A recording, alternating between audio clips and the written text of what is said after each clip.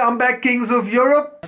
It is what it is. Again, it was the same old, same old. Look, at the end of the day, we won, right? And I want you to all to understand and know that I'm okay with how we played yesterday. I'm not gonna sit here and criticize the team for what was another lackluster first half, because intrinsically I understood that Southampton was going to be a really, really tricky game for us, especially after international break, especially that you're top of the Premier League. The expectations are so high. And we've been very fortunate, and I can say that we've been very fortunate that we haven't had crazy injuries so far.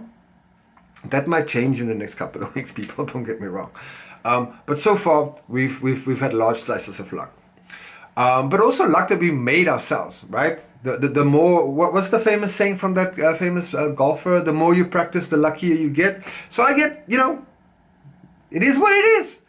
But one thing I as I was watching yesterday's game, I was thinking to myself, like, okay, how is this game really gonna go? Because what I saw from Southampton and my God, they were obviously playing in a low block. So what was going to be important for us in yesterday's game was how to kind of like unlock that. And Slot started with Cody Gakpo, Nunes and Salah up front, and with Soboslai and who was the other one? Curtis Jones and Gravenberch in the six. So I thought it was a good team that he started with. But a team obviously, like as the half went on, kind of really just seemed to lose a little bit of that intensity and lose a little bit of our identity. And I think it was only in the second half once we'd made those substitutions, and all of a sudden it looked like something was clicking on. And I don't know if it's the personnel or if it's just that the team gets better feedback from the coaching staff after half times, and so they are able to really execute their game plan a little bit better. For me, I think it's more the latter, because it doesn't matter, whether it's Gakpo that starts or Diaz that starts. We always run into the same issues during that first half, where we just really lacked intensity. We lacked good decision making. Let's be real. Keller had to make a couple of great saves yesterday as well. I don't think Konate and Van Dijk was at their best, but that's just because of that Southampton. I don't know what his name, Unuchua. This guy was like 10 meters tall. He made Van Dijk. Van Dijk is tall.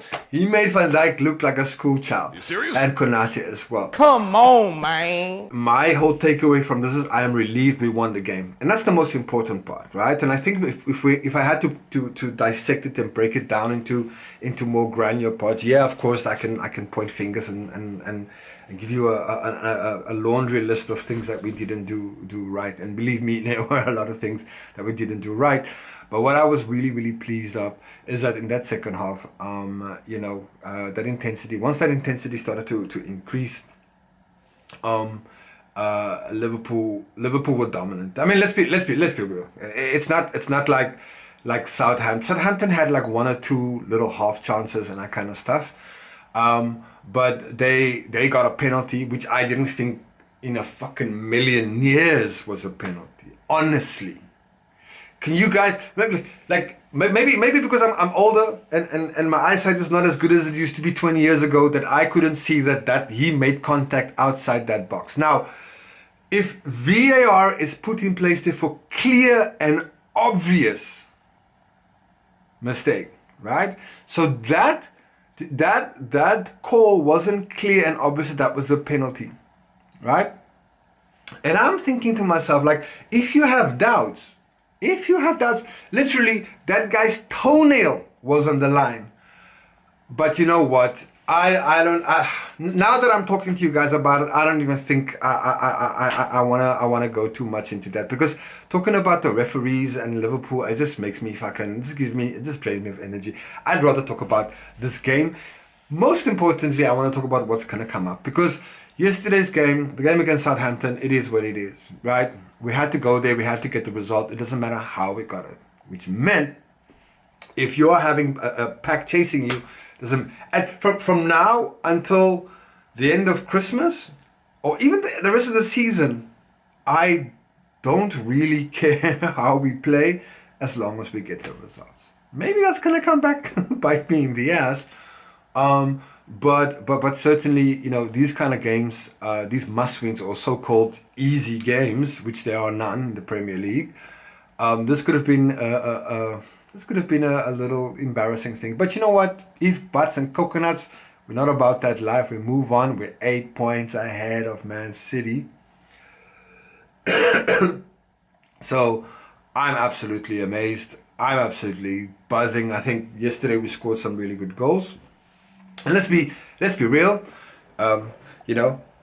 We scored our goals basically from Southampton mistakes, and vice versa. I mean, I think the second goal from Southampton was pretty sweet. It was something out of a Liverpool playbook. I gotta give them that props. That counter attack that they did was Liverpool-esque.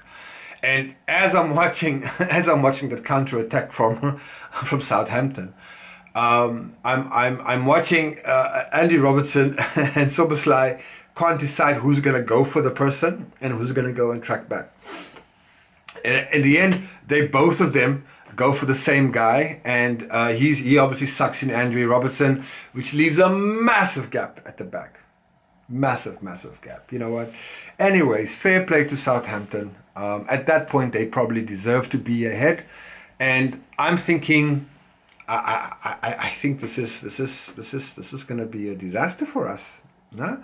But as soon as I said that, I looked at the score and I was like, but it's only 55 minutes on the board, and knowing this Liverpool team, we always seem to be stronger in the second half, so I was willing to give the team the benefit of the doubt at that point still, and you know what? Even though Southampton were coming and attacking, I never once felt like real kind of like, oh my god, this is a disaster. I always felt that we were thereabouts and in and amongst the chances until I don't know if it was luck. I told you guys, I'd rather be lucky, but that Salah finish, I don't know what he did over there.